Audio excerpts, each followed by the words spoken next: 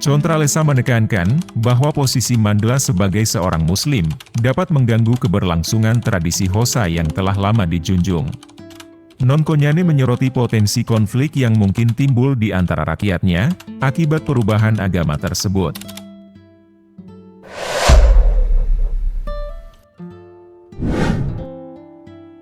Assalamualaikum warahmatullahi wabarakatuh. Sahabat kalbu yang Allah cintai. Kisah kali ini menceritakan mualafnya cucu Nelson Mandela membuat gempar sukunya. Kita masuk ke kisahnya. Siapa yang akan menduga bahwa di balik sosok pahlawan perjuangan anti-apartheid Afrika Selatan, seperti Nelson Mandela, memiliki seorang cucu yang menapaki jalan yang berbeda? Mandla Mandela, nama lengkapnya Nkosi Zwelivelile Mandla Mandela, muncul sebagai figur yang menarik perhatian setelah memeluk agama Islam. Perjalanan hidupnya menjadi semakin menarik ketika dia aktif dalam memperjuangkan hak dan keadilan bagi rakyat Palestina. Berasal dari klan Abatembu yang diwariskan oleh kakeknya, Mandla Mandela tidak hanya mengejar kehidupan politik, tetapi juga menghidupkan tradisi dan kebudayaan leluhurnya. Pada tahun 2007, pada usia yang masih muda, ia diangkat sebagai kepala suku Hosa dan secara resmi dilantik sebagai ketua Dewan Adat Mvezo. Peran Mandla tidak terbatas pada aspek seremonial semata. Sebagai juru bicara komunitasnya, ia bertindak sebagai mediator dalam menyelesaikan konflik lokal dan berkomitmen untuk meningkatkan kesejahteraan masyarakat di wilayah Eastern Cape yang seringkali dilupakan oleh pemerintah pusat. Meskipun beberapa pihak merasa bahwa posisi tersebut semestinya dipegang oleh Nelson Mandela sendiri, namun dengan mempertimbangkan usia dan kesehatan sang kakek, kehormatan itu dialihkan kepada Mandla. Sebagai penjaga tradisi dan warisan keluarga, Mandla menerima tanggung jawab tersebut dengan penuh pengabdian. Ketua Kongres Pemimpin Tradisional Afrika Selatan, Patekile Holomisa, menyatakan bahwa meskipun posisi tersebut semula diperuntukkan bagi Nelson Mandela, namun atas pertimbangan yang bijaksana, keputusan untuk memberikannya kepada Mandla adalah langkah yang tepat. Ini merupakan pengakuan terhadap peran dan kontribusi keluarga Mandela dalam memimpin dan membela keadilan. Dalam konteks sejarah, Nelson Mandela telah membuktikan bahwa kepemimpinan tidak hanya tentang jabatan formal, tetapi juga tentang dedikasi, visi, dan pengabdian kepada nilai-nilai yang dijunjung tinggi. Pesan Nelson Mandela untuk memberikan posisi kepala suku kepada cucunya, menjadi bukti bahwa kebesaran hati dan kesetiaan terhadap warisan budaya, adalah nilai yang terus dijunjung tinggi dalam keluarga Mandela. Sebagai tambahan, ayah Mandla yang merupakan putra terakhir Nelson Mandela, telah meninggalkan dunia pada tahun 2005, meninggalkan tanggung jawab dan warisan keluarga pada generasi selanjutnya. Pada tahun 2015, Mandla mengambil langkah yang mengejutkan dengan memeluk agama Islam. Namun, tak berhenti di situ, pada awal 2016, ia merayakan momen yang sangat istimewa dengan pernikahan bersama Rabia Clark, seorang perempuan Muslim dari Cape Town. Keduanya menyatukan cinta dan keyakinan mereka dalam sebuah upacara yang menggembirakan di Cape Town pada 6 Februari 2016. Sebelum menapaki jalan yang membawa kebahagiaan ini, Mandla telah melalui 3 pernikahan sebelumnya. Pada tahun 2004, ia menikah dengan Thando Mabona Mandela, kemudian pada 2010, dengan Anais Grimau. Namun, pernikahan kedua berakhir tragis, karena skandal perselingkuhan yang menghancurkan hubungan tersebut. Pada bulan Desember 2011, Mandla menjalani pernikahan ketiganya dengan Putri Swazi, Nodiala Mbali Mahatini, yang sayangnya juga berakhir dengan perceraian pada tahun 2014. Namun, kehidupan membawa kejutan baru bagi Mandla pada awal 2016, ketika ia memutuskan untuk menikahi Rabia, menambahkan satu babak baru dalam perjalanan hidupnya.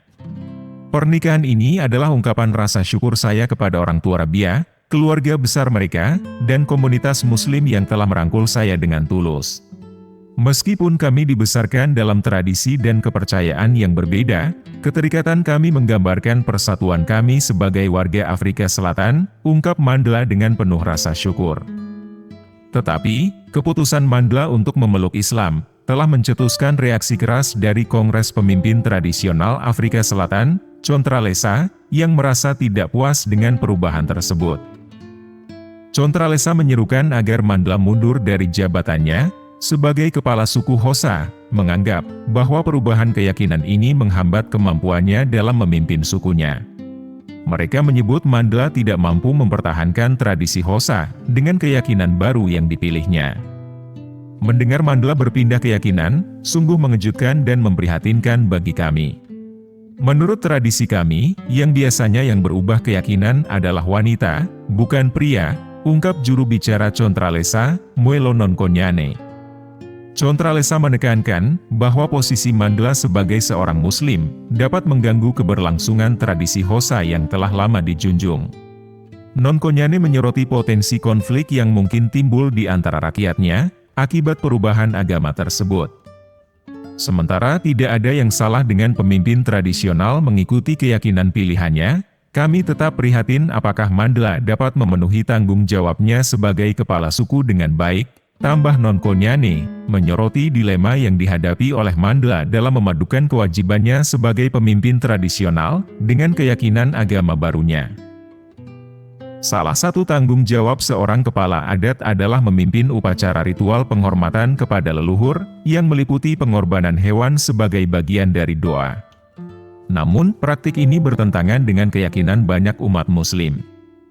Nonkonyane menegaskan bahwa tindakan Mandla melanggar tradisi, di mana dalam budaya Afrika, perempuan yang seharusnya mengadopsi budaya suami.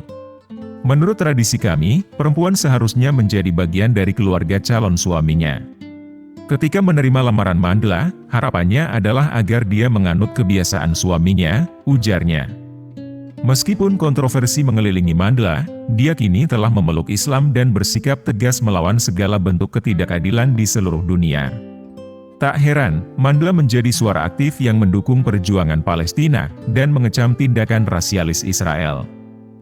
Mandla dengan tegas menilai bahwa penderitaan yang telah dialami oleh rakyat Palestina selama puluhan tahun merupakan contoh nyata dari pelembagaan rasisme yang sistematis.